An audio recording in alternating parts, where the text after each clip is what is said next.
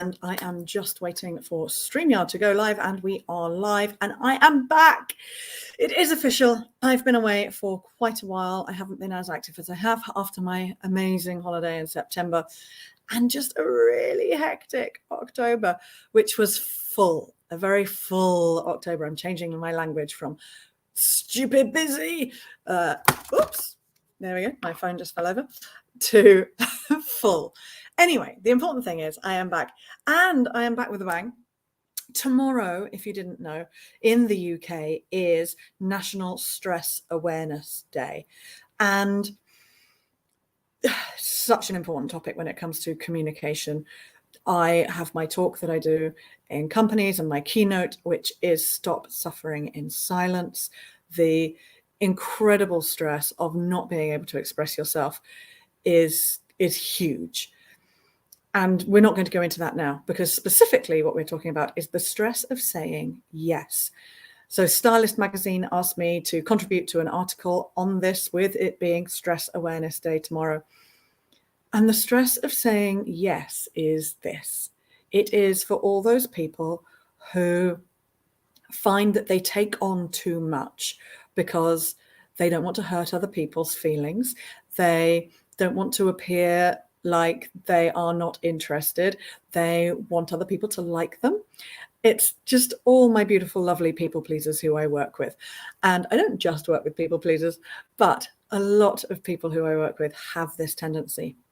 And the stress of saying yes is an incredibly vicious cycle, because if you say yes to person A, right, and they've said, oh, but you helped me out before, you helped me out last time, would you just? And then person B comes and asks you, and you're like, oh, well, I said yes to person A, so I don't want person B to think I like person A more than I like them. And so you say yes to person B, and then you get a reputation for being the person who'll always help out, even if you're already with a full diary, even if you don't have the energy, even if it actually gives you nothing. Very often when we help other people out, it's partly because it makes us feel good to do so. However, if you are always saying yes, and you are always the person who does, let's say in the work environment, that's what the article in Stylist Magazine focuses on, is the stress of saying yes in the workplace.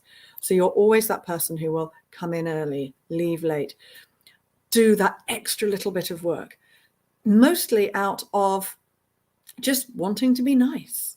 You want to be seen as a nice person, a good person. You don't want to let other people down. The fear of letting other people down is huge in this.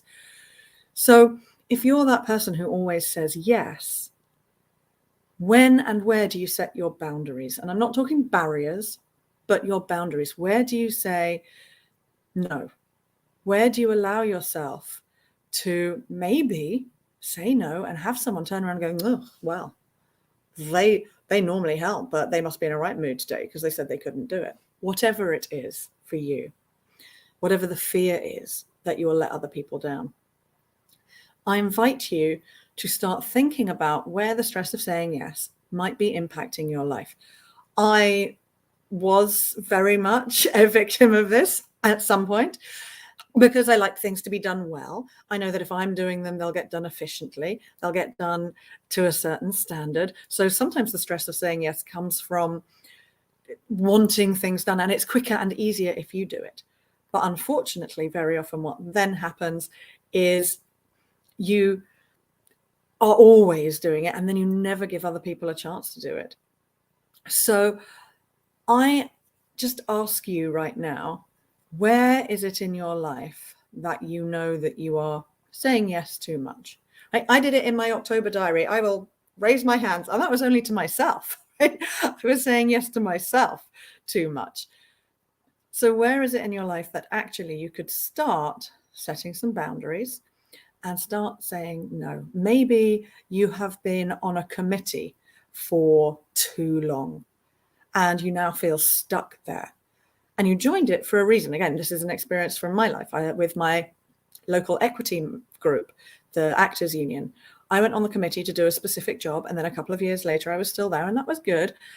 And then I realized it was starting to feel like a real obligation. But when I talked about leaving, people, oh, no, you can't leave. Oh, no, you can't leave, right? People will do this to you because they know you're doing the job that they don't want to do. But sometimes you have to put yourself first.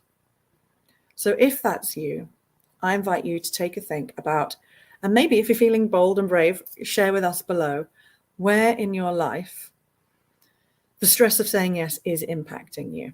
Maybe you've taken on one too many things. Who could you ask to do them instead?